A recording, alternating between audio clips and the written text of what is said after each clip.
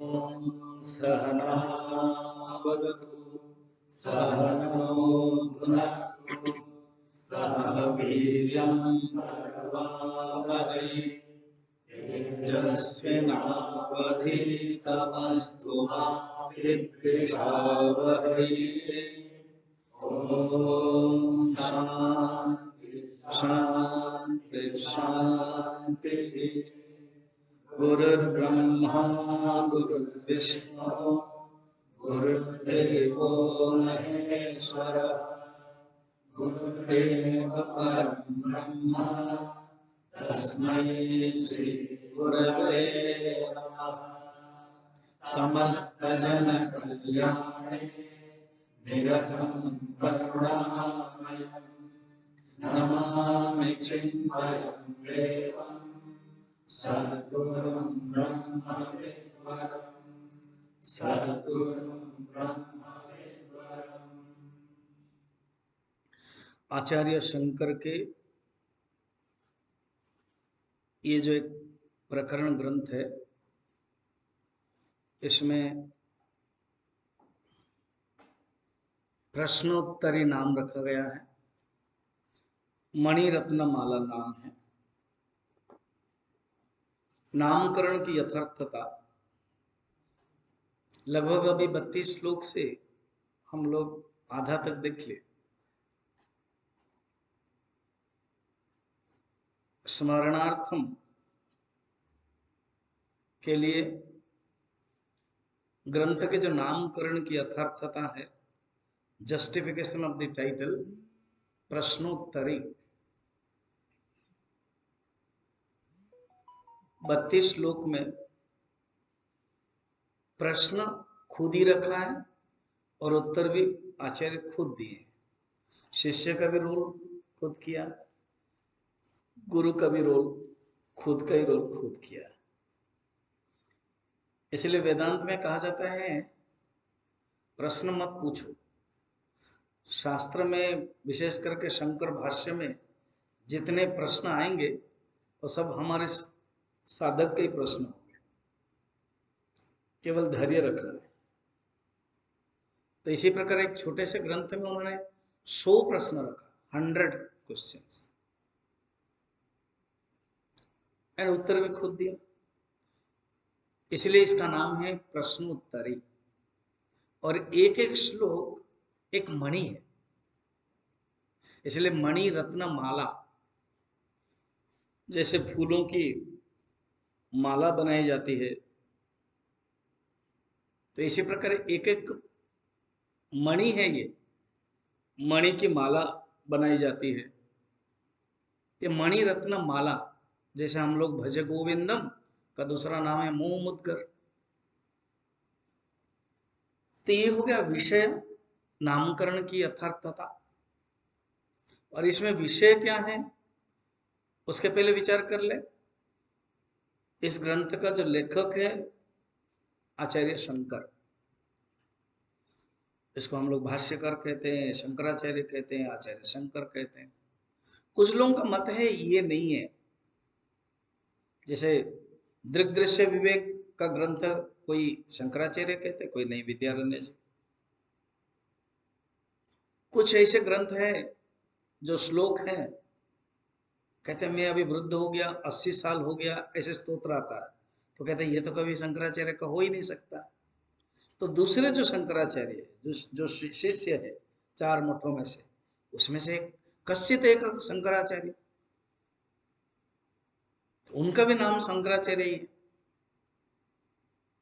वो भी हो सकता है, कुछ लोग कहते हैं। और ऐसे मान्यता होने से हमारे इस ग्रंथ के प्रति सम्मान का भाव थोड़ा सा कम हो जाएगा। इसलिए शंकराचार्य का ही ग्रंथ है ये मानना है, तब एक महत्व बुद्धि रहेगी। इसमें विषय क्या है, किसके लिए है, अधिकारी कौन है? अधिकारी यह है कि साधक, और वह साधक के जो वैरागी है, जो त्याग करके आए हैं उनके लिए।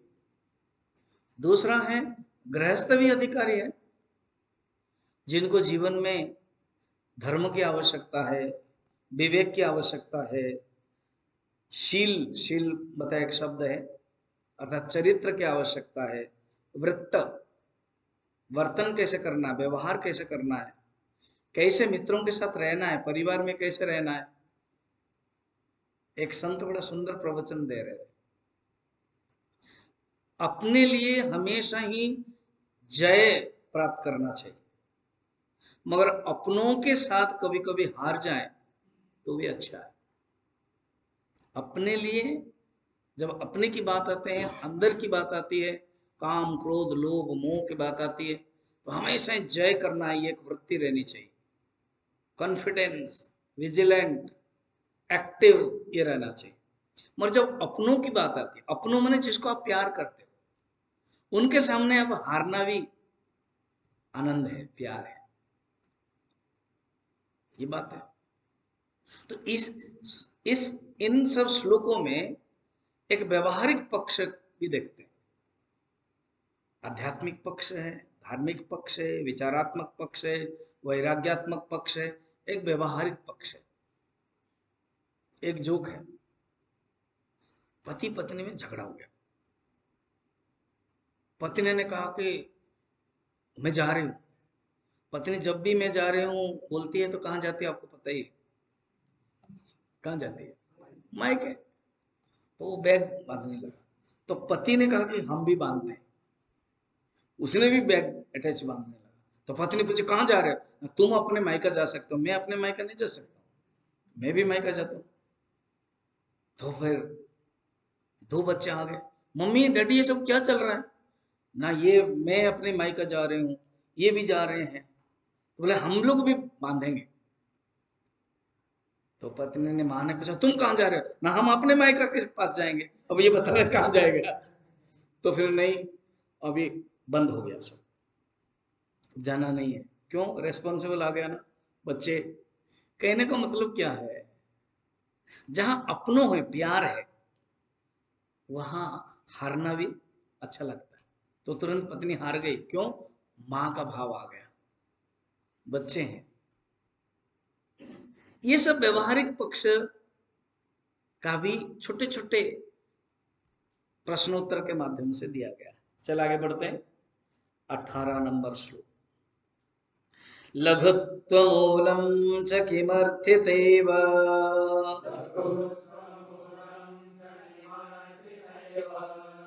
गुरुत्वबीजं पदयाचनं किम्।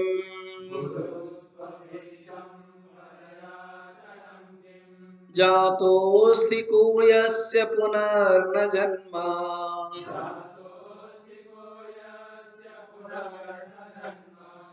को वा मृतो यस्य पुनर्न मृत्युः।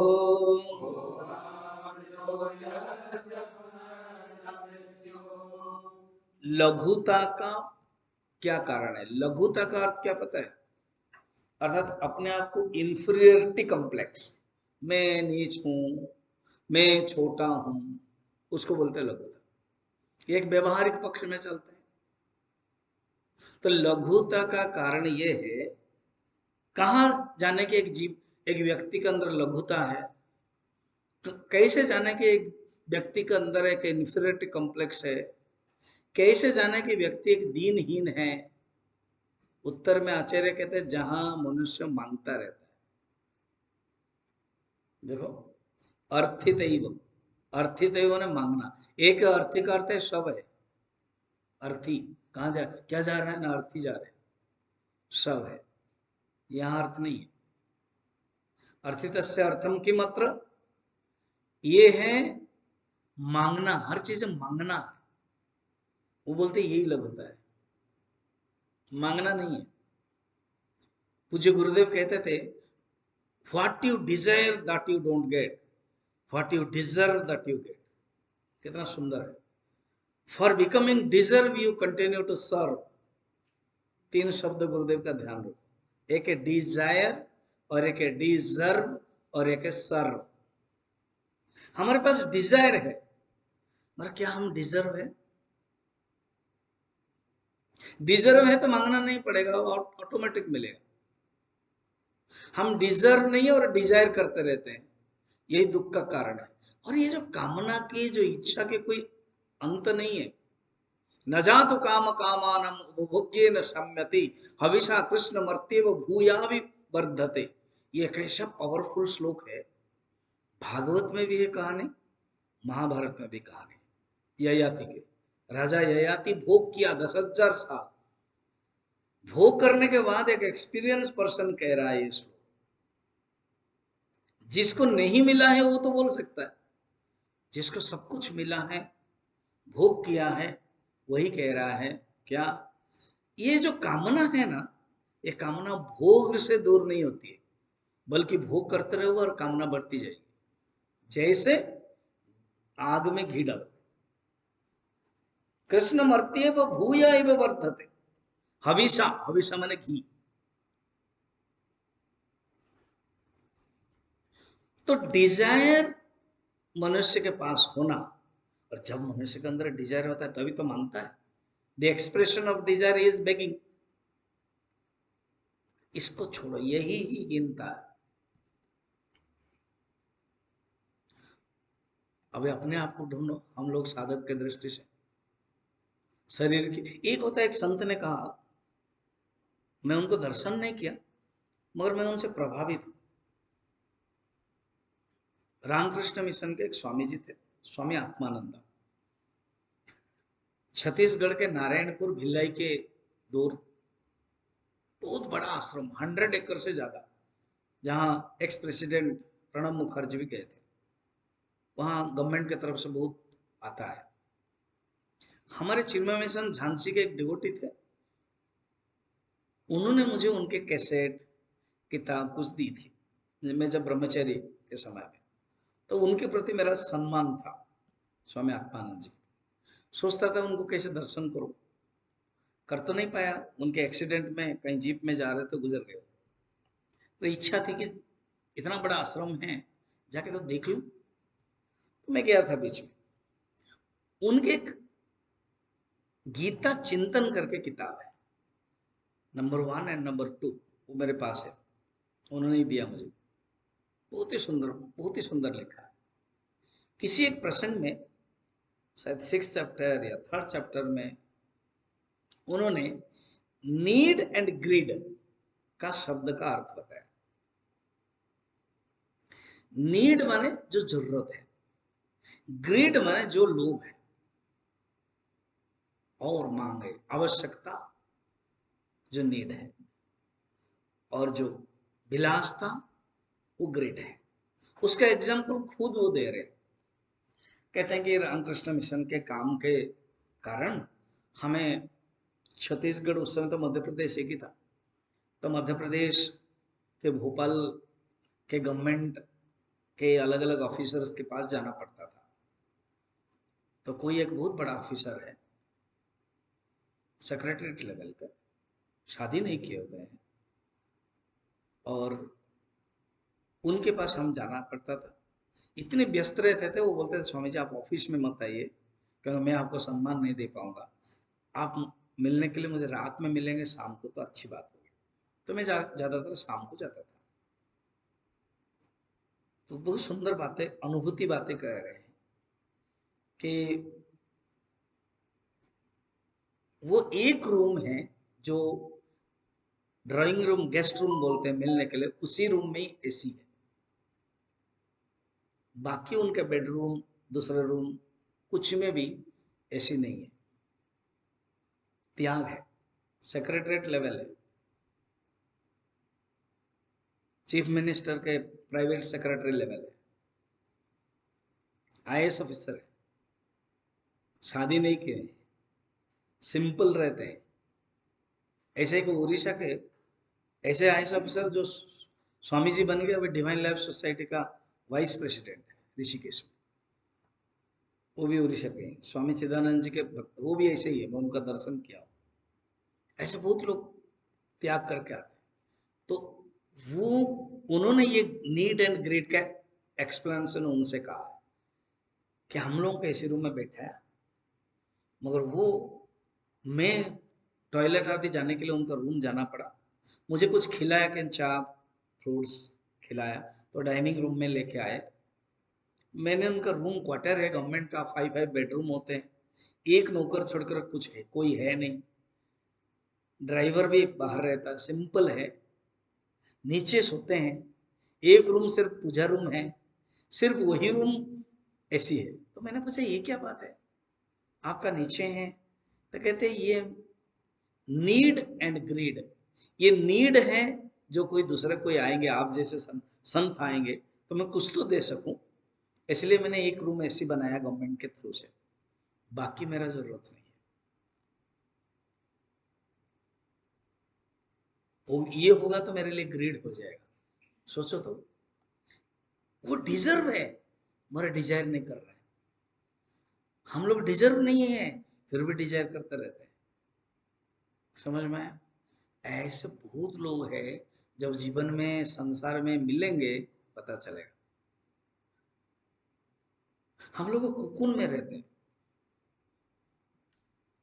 पढ़ने के बाद जो अभी पढ़ोगे 2 साल प्रैक्टिकल देखोगे लोग, जो हम गीता के जीवन मुक्त लक्षण है, साधक है, वो सब पढ़ते बहुत लोगों को देखोगे, और दैवासुर संपत्ति विभाग योग भी देखोगे। समझ में आया? देवता भी देखोगे, असुर संपत्ति भी देखोगे, और वो बाहर तो देखोगे अंदर भी है, पहले अंदर देख ले अपने अंदर।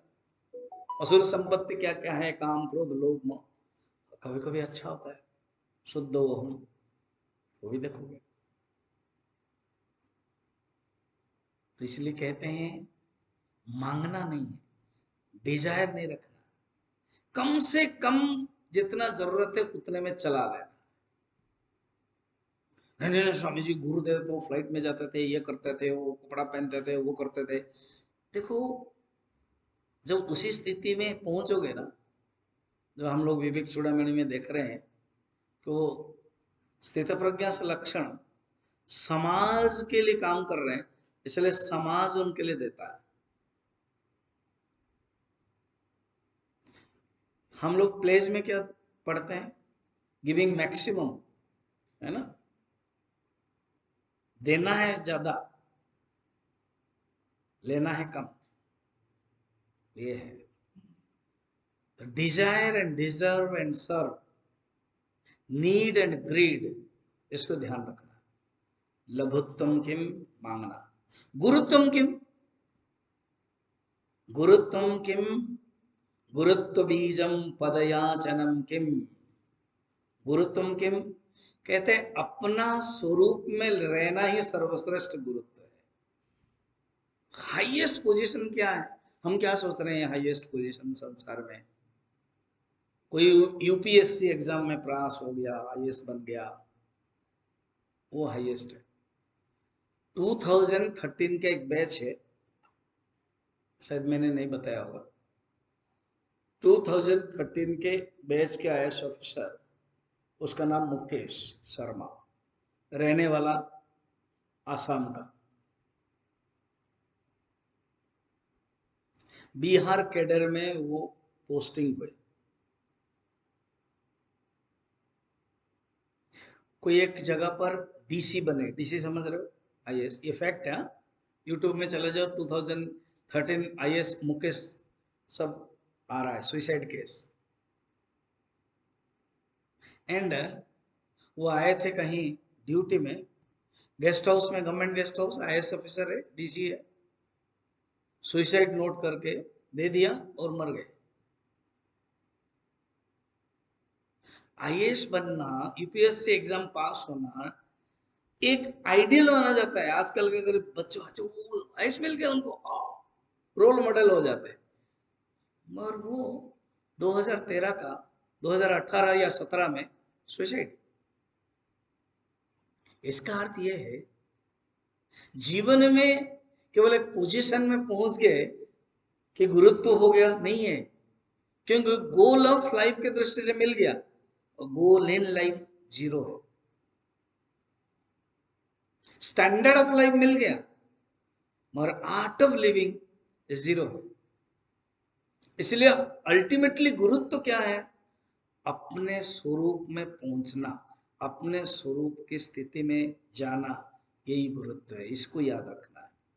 बाकी से ये सब ये अपेक्षिक है और बाहर का है। फिर कहते हैं, बड़ा सुन, एक अभी अभी प्रहेलिका बोल रहे हैं, प्रहेलिका स्टाइल से हम लोग। आप देखो, एक होता है लोके वेदे च प्रथित पुरुषोत्तम, गीता में पढ़ते हैं। एक होता है लोक मत और एक होता है वेद मत। वर्ल्ड का अपने एक टेक्निकल शब्द है और एक शास्त्रीय का अपने एक टेक्निकल शब्द है। जैसे हम शब्द का शब्दार्थ और लक्ष्यार्थ करते हैं, direct meaning and implied meaning.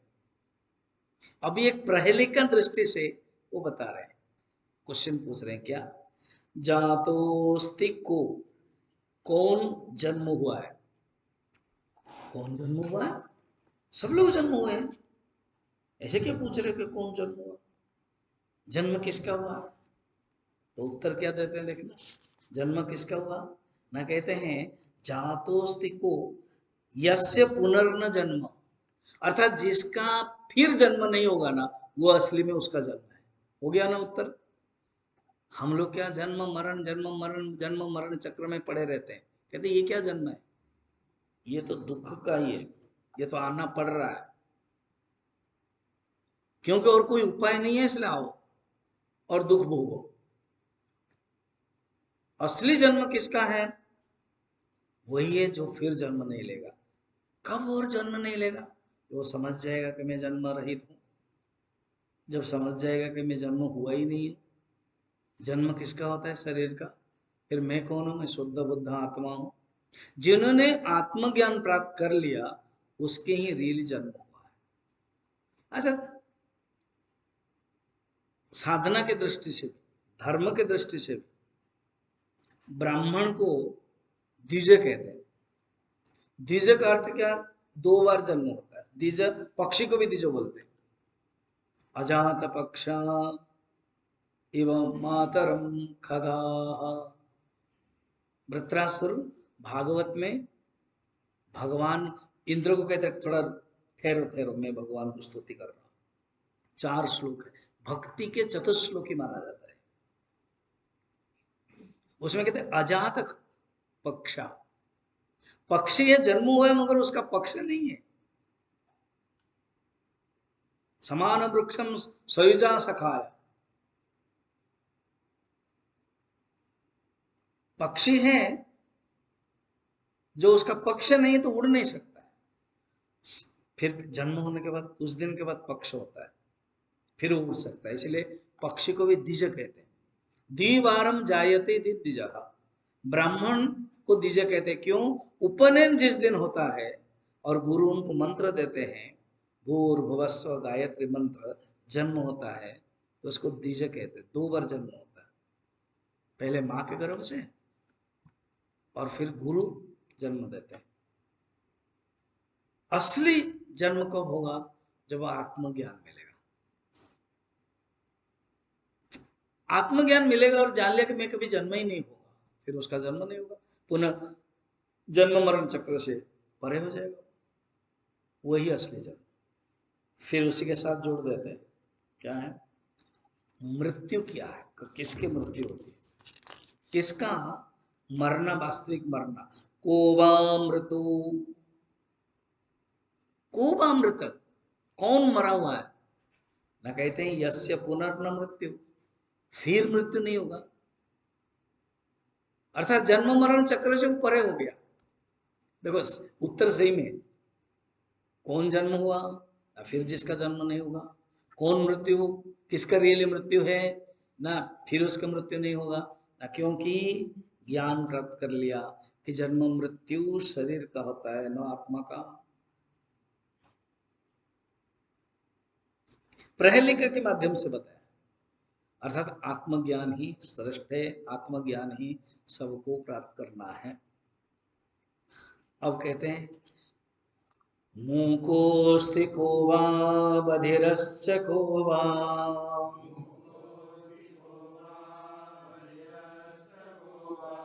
वक्तुं न युक्तं समये समर्थः,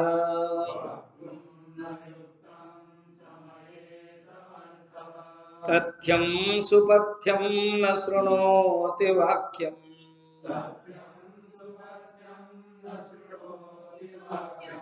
विश्वासपात्रं न किमस्ति नारी।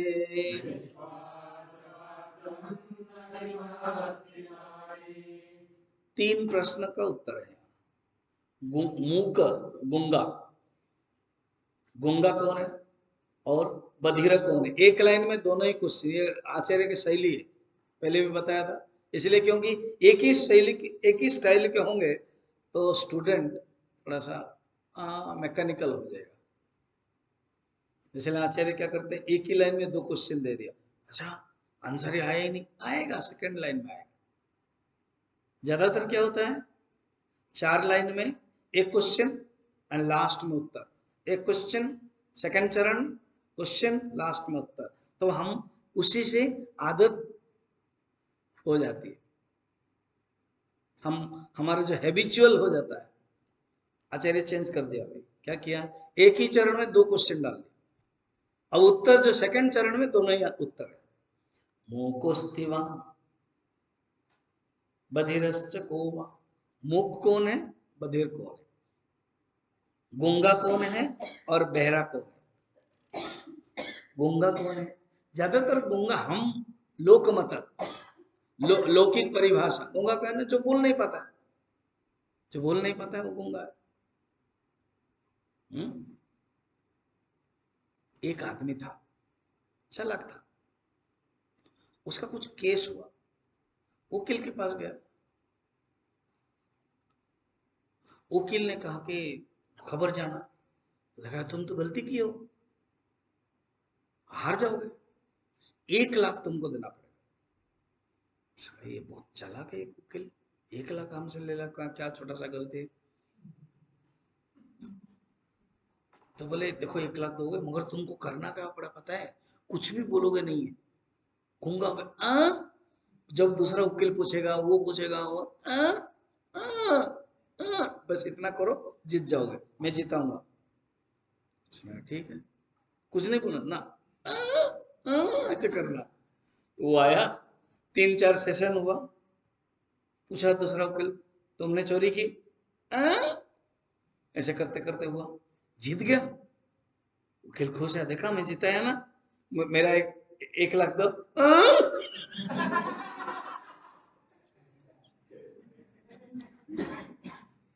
तो बोला मेरा वकील 1 लाख दो, मेरी बिल्ली मुझे म्याऊं। तो व्यवहार में जो गुंगा होता है ना,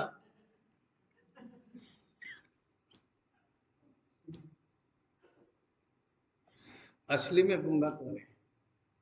गुंगा वही है जो उचित समय पर न बोले और समय पर न बोले, उचित बात न बोले। ये दो चीज याद रखना, व्यवहार में जब आवश्यक पड़े बोले, कोई पूछता है जोर बोले, कुछ बोलो ना, क्यों, अरे क्या हुआ बोलो तो घटना, अच्छा उसी समय बोलो, पीछे बोलेंगे और बाद में बोलेंगे और पहले पहले बहुत डिंगा हंगा मारता था उसी समय, पीछे भी बोलेंगे तो भी गलत है, पहले ही बोलते रहेंगे तो भी गलत है, उसी समय पता नहीं उस समय क्या हो गया, क्या हो गया, स्विच ऑफ हो गया, वो भी नहीं। और जितना जरूरत है उतना ही बोलना है, बोलते ही जा रहे, बोलते ही अरे बाबा क्या बोल रहे हो, सुनाई नहीं दे रहा, समझ में नहीं आ रहा, तुम बोलते जा रहे हो, मैं जो पूछ रहा हूँ वो बोल नहीं रहे हो, अपने ढंग से जो बोल रहे हो वो भी गलत है। ये सब गूंगा है। उचित समय में उचित वाक्य जो बोलते हैं वो सही है, और जो नहीं बोलते वो गूंगा है। बहरा कौन है? ज्यादातर बहरा क्या बोल रहे हैं, वो बोल रहे हैं ना। तो यहाँ कहते हैं जो माता पिताजी गुरु जी के उपदेश न सुनता हो ना, वो बहरा है। संसार में अगर जीना है तो हमें उपदेश सुनना है, संसार में अगर जीना है, इवन बालक भी है तो उसकी भी उक्ति साधु उचितम वाक्य सुनना है। बहरा वही है जो गुरु उनसे जो नहीं सुनता है, तथ्यम सुपथ्यम न शृणोति वाक्यम, वो है। तो पहला चरण में श्लोक का 19 नंबर श्लोक में पहला चरण में 2 क्वेश्चन डाला, सेकंड चरण में पहला क्वेश्चन का उत्तर दे दिया। मुख मुख कौन है? न वक्तम न युक्तम समय समर्था, समय में जो न बोले। और फिर पहला चरण का दूसरा क्वेश्चन है बधिरस्य कौन? तीसरा चरण में दिया तथ्यम सुपथ्यम न शृणोति वाक्यम। ठीक। अब तीसरा विश्वास पात्रम न किमस्ति नारी। यहां पर बार बार बताया जा रहा है जब भी कामना नारी शब्द आता है ये है इमोशंस का प्रतीक है। अब कोई इमोशंस आदमी है, ये नारी माने शरीर के दृष्टि से नहीं है, मन के दृष्टि से। शरीर के दृष्टि से कोई नारी हो मगर मन के दृष्टि से स्ट्रांग हो, शरीर के दृष्टि से पुरुष हो मगर मन के दृष्टि से बहुत वीक हो। इसलिए जो नारी शब्द पुरुष शब्द रिलेटिव परिभाषा चेंज हो गई। नाम है वीरभद्र है, चूहा चला गया तो डरने लगा। नाम है नयन सुखा है, अंधा है। नाम है लक्ष्मीकांत, फोकड़ी भी नहीं है। तो ये हो गया ना, व्यवहार विरोध हो गया। इसलिए नारी का अर्थ केवल शरीर के दृष्टि से नहीं समझना, नारी का अर्थ इमोशंस, भावना। जिसके अंदर इमोशंस है ना, उसको अगर कोई बात बताओगे वो पचेगा क्या, रखेगा क्या? इसलिए विश्वास पात्रम किमस्ति नारी, अर्थात जो इमोशन से स्ट्रांग नहीं है, दुर्बल आदमी है, उसको बोलोगे वो दूसरे बोल देगा। अर्थात जिसके अंदर वाइसेस है, विकेड है, खराब गुण है, उसको बोल दोगे। व्यवहार में कभी कभी ना पता नहीं चलता है। अभी आप लोग 10-14 लोग 15 लोग पता चल नहीं चलता, आप बड़े फ्री में होता है, वो सुन लेगा, अच्छा ऐसी बात है, जाके दूसरे को बोल देगा। आप पहचानते नहीं कौन कौन अच्छा है। अभी भी 5-6 महीना हो गया, पता नहीं चलता है। सब अच्छे लगते हैं, सब बुरे लगते हैं। तो विश्वास किसको नहीं है? जो आपकी बात सुनता है, ऊपर से हाँ करता है, और दूसरे को बोल देता है ना।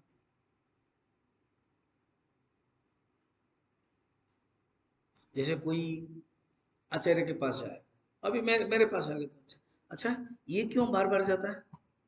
कुछ गड़बड़ मामला है। अरे वो आया कुछ अपने पर्सनल, ना ना ना ना, वो जो है तो मेरे बारे में कुछ बोलने के लिए गया था। उसका और कुछ काम नहीं, और हमारे भी कुछ काम नहीं है। मेरा तो सिर इतना छोटा है, मैं सब सुनूंगा तो मैं दिमाग खराब होगा कि नहीं मेरा? क्यों ऐसे समझते हैं? और कुछ लोगों के अंदर वही है, उनको विश्वास मत करो, जो इधर की बात उधर, उधर की बात उधर करते हैं। विश्वासम किम पात्रम नारी, नारी का अर्थ है जिसके अंदर दुर्गुण है, इमोशंस है। हाँ, ज्यादातर है इमोशंस है नारी के लिए, इसलिए बताया गया। और ये सबके लिए नहीं है। गार्गी, मैत्रेयी, अरुंधति,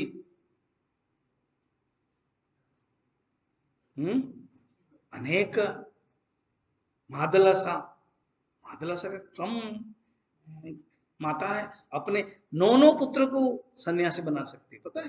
कहानी पता है कि नहीं? 9 पुत्रों को बैरागी बना दिया। उसके पतिदेव का एक पुत्र को राजा तो बनाओ, तब बोला अच्छा ठीक है बना दी। मैंने इतने स्वरूप जो मंत्र गा करके शुद्ध बुद्धो सितम कह के सबको बैरागी बना दिया। ऐसे मादला सम्मा ये हमारे भारतवर्ष में ही हो सकती है। पतिदेव कह रहे हैं एक पुत्र को तो राजा बनाओ, और रानी है, तो बोला अच्छा ठीक है इस पुत्र को हम राजा बना देते। इसका अर्थ है पुत्र क्या बनेगा? माँ के हाथ में।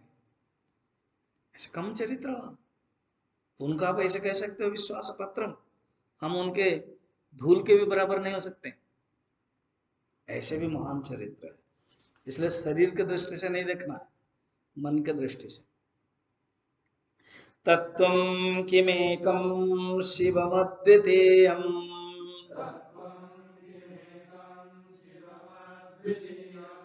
किमोत्तमं सच्चरितं यदस्ते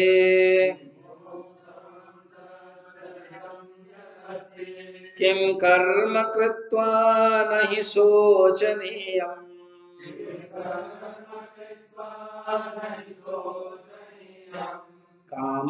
कामारिकंसारि समार्चनाख्यम्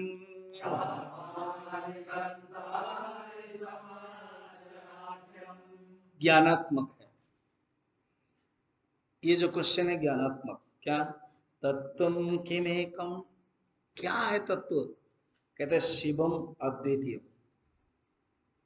शिवम चैतन्यमय कल्याणकर। वो जो शिव अद्वितीय ब्रह्म है, जो हम लोग उपनिषद में पढ़ते हैं, एकम अद्वितीय ब्रह्म है, ये एकमात्र तत्व है। तत्वम किमेकम, देखो आचार्य ने छोटे से ग्रंथ में भी धीरे से छोड़ दिया। जैसे बच्चे लोगों को देते हैं गोली, तो कोई कड़वा गोली डायरेक्ट नहीं खा सकता ना बच्चा, तो उसके लिए वो सिरप बना देते हैं। वो जो होम्योपैथिक के जो दवाई है वो बहुत हाई पावर वाला होता है। अगर पानी देते एक ही ड्रॉप काफी है, तो उसमें क्या कर देते हैं, वो चीनी की गोली में देते हैं। फिर कहते हैं 4-5 खाओ, 3-4 बार, 5 बार, 6 बार, 8 बार, ऐसे उनका है। तो ऐसे ही है व्यवहारिक पक्ष, कला पक्ष, भक्ति पक्ष, साधना पक्ष, बीच में तत्व पक्ष दे दिया। क्या? एक ही मात्र तत्व है, अद्वितीय ब्रह्म, शिव अद्वितीय ब्रह्म है। किम उत्तमम सच्चरित्रम किमस्ति, क्या उत्तम है? उत्तम माने श्रेष्ठ, सुपीरियर, अच्छा क्या है जीवन में? तो कहते हैं सच्चरित्र ही उत्तम है। अगर जीवन में चरित्र है, इंग्लिश में कहावत है, health is lost,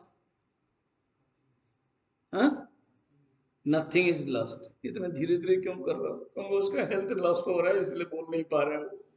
health is lost, nothing is lost. Wealth is lost, something is lost. उल्टा तो नहीं हुआ? उल्टा हुआ। पहले वेल्थ इतना इंपॉर्टेंट नहीं, wealth is lost, nothing is lost. Health is lost, something is lost. क्योंकि शरीर माध्यम खलु धर्म साधनम, शरीर को ध्यान रखना आवश्यक है।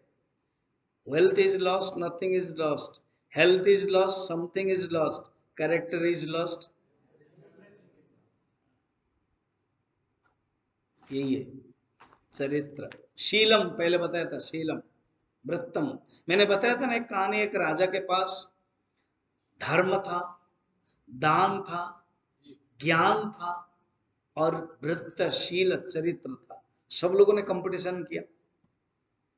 धर्म ने कहा देखो मैं चला जाऊंगा तो राजा बेकार हो जाएगा, कोई प्रणाम नहीं करेंगे।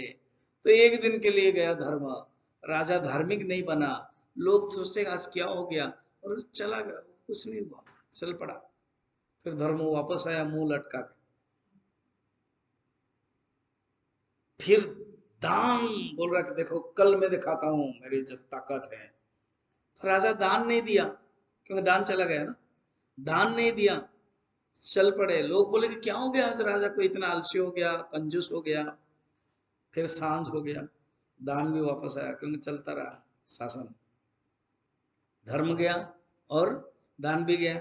ज्ञान, ज्ञान है तो वो ऑफिस नहीं गए, माने प्रासाद नहीं गए, कोर्ट नहीं गए, न्यायालय नहीं किया, राज शासन नहीं किया, क्योंकि बुद्धू बन गए ना, तो भी चल पड़ा। तो ज्ञान आ गया। मगर जो वृत्त है, जो शील है, जो चरित्र है, वो जब जाने लगा तो राजा ने पकड़ लिया।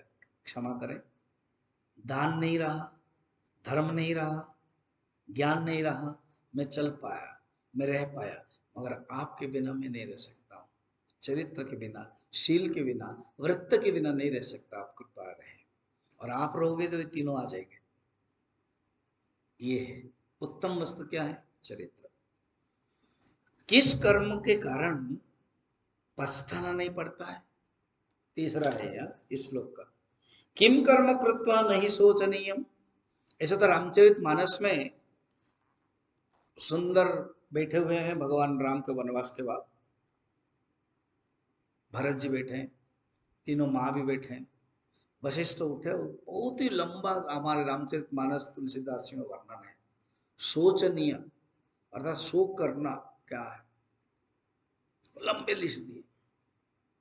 उसमें से भी ये है क्या, जीवन में कौन से शोक करना चाहिए, क्या शोक नहीं करना चाहिए, वहां तक क्या कौन शोक करता है कौन नहीं करता है ये सब वर्णन है।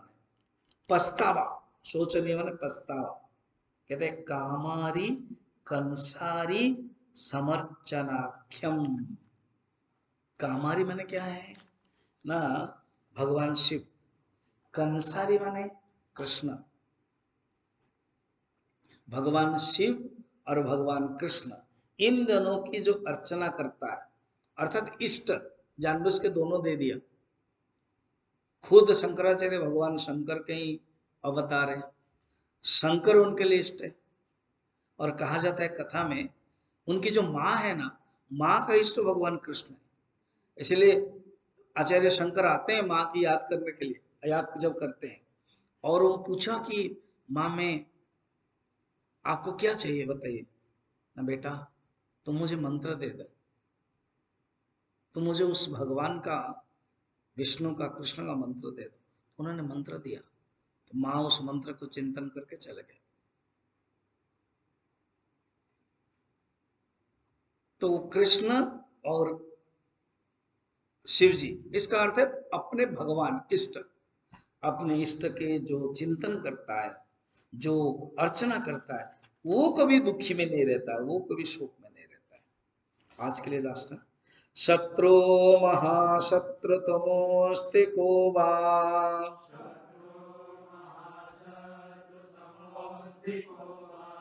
काम शकोपानृतलोभ तृष्णः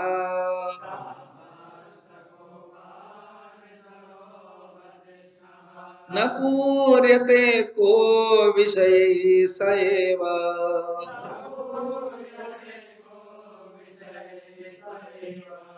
किं दुःखमूलं ममताभिधानम्।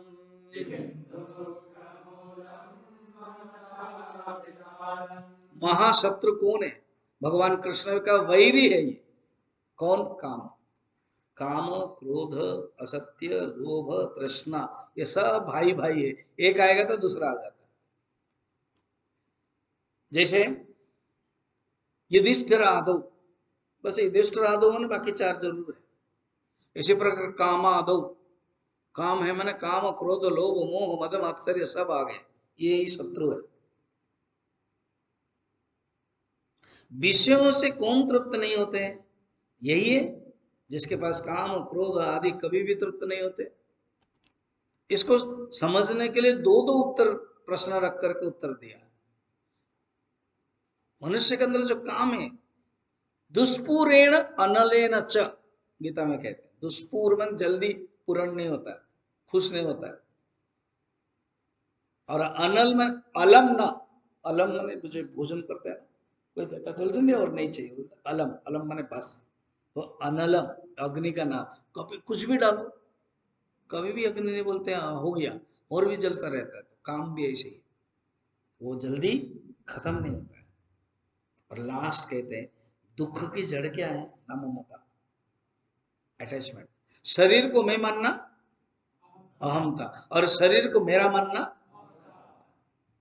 शरीर को मैं मानना अहमता, शरीर को मेरा मानना ममता। देखो कभी कभी यहाँ एक्सप्लेनेशन है स्वामी जी ने दिया है। एक आदमी जा रहा था और बहुत भीड़ थी, उसने कुछ सोचा नहीं, कार क्या है मैंने, कोई एक एक्सीडेंट हो गया, अच्छा ठीक है चला गया। और जस्ट रूम में पहुंचे, खबर आया आपका पुत्र का नाम शांतनु है ना, ना वो एक्सीडेंट हो गया है और आप जाइए। बोला अरे मैं तो देख के आया। उसी समय उसको दुख नहीं हुआ। दुख कब होता है ना, जब ममता मेरा हो जाता है।